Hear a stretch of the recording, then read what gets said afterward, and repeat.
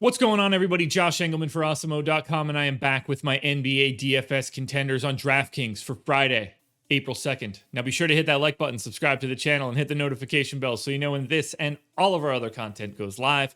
Follow me on Twitter at Josh Engleman so you can get updates to these sim results as we get closer to lock. And finally, let me know in the comments section who is your favorite and least favorite of my contenders for today's slate. We're rounding out the bottom of my top 10 with Ja Morant, Grayson Allen, if he plays, De'Aaron Fox, Jordan McLaughlin. Yeah, that one seems weird. There's no value today. Yet. It's coming, I promise. Robert Williams on the outside looking in. Who will be my favorites? My top 5 plays for today? It's time to find out. The theme of the day is going to be Raptors number 5 shooting guard and small forward eligible Gary Trent. Now, I've been playing Gary Trent all year when he was a Blazer, but I'm certainly doing it today when there's no Kyle Lowry. He's got the best eligibility that you can possibly have, guard and forward, 5,600, projected for 28. The goal's 41.5, and he is in the optimal lineup 17% of the time. That's one of the key things that I want to point out right now.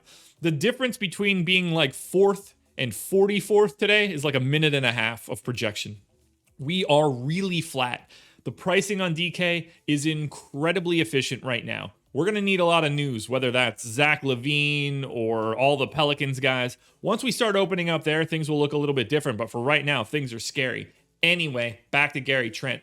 Playing big minutes. He's stepping right into that Norm Powell role, 35 minutes. I've got him at 0.8 fantasy points per minute in this spot, 20% usage. It's all points. 18 points, 2 boards, 2 assists, maybe a steal. You just need him to have a good scoring day.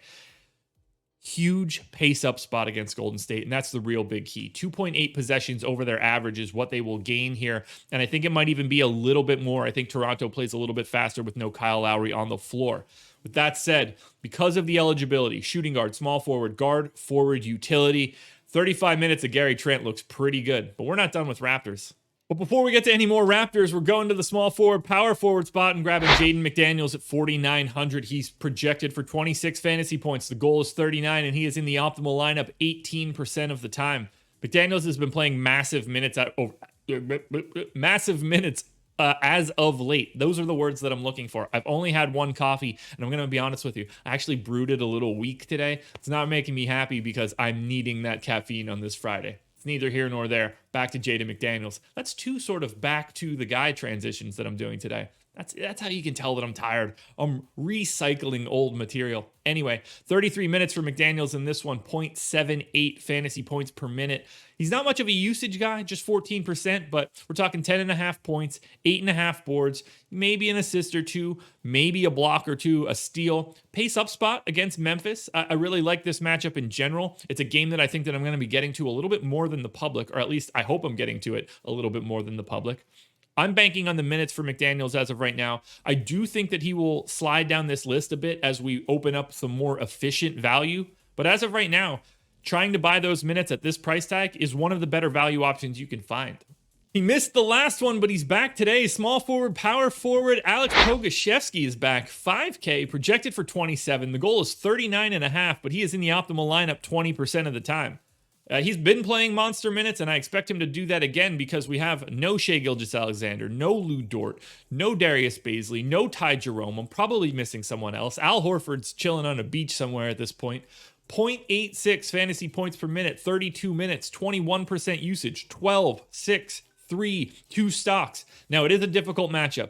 It's a pace down spot against Phoenix, and they are not fun to play from a DFS perspective. But you do get the MPE here. He's only 5K, and the minutes are about as firm as they get because Oklahoma City just simply doesn't have the bodies. Sometimes this looks pretty bad. Sometimes it looks pretty fun. I'm banking on pretty fun. Next up at number 2, we're going power forward center eligible PASCAL SIAKAM. Now, I told you guys the theme of the day was the Raptors. He's 7,800, projected for 44. The goal is 49, and he is in the optimal lineup 24% of the time.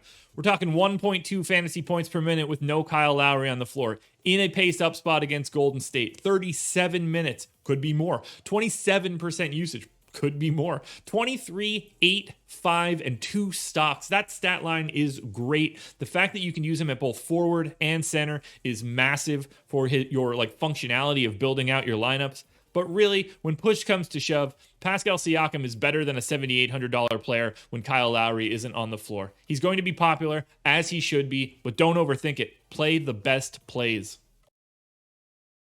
Now, before we get to that number one contender, one last reminder, hit the like button, subscribe to the channel, then hit the notification bell so you know when everything goes live. Follow me on Twitter, @Josh Engleman, so you can get updates to these sim results as we get closer to lock. And finally, let me know in the comment section below who's your favorite and least favorite contender that I'm showing you. And if your favorite contender isn't in my top 10, let me know who it is. I want to know what I'm missing, everybody.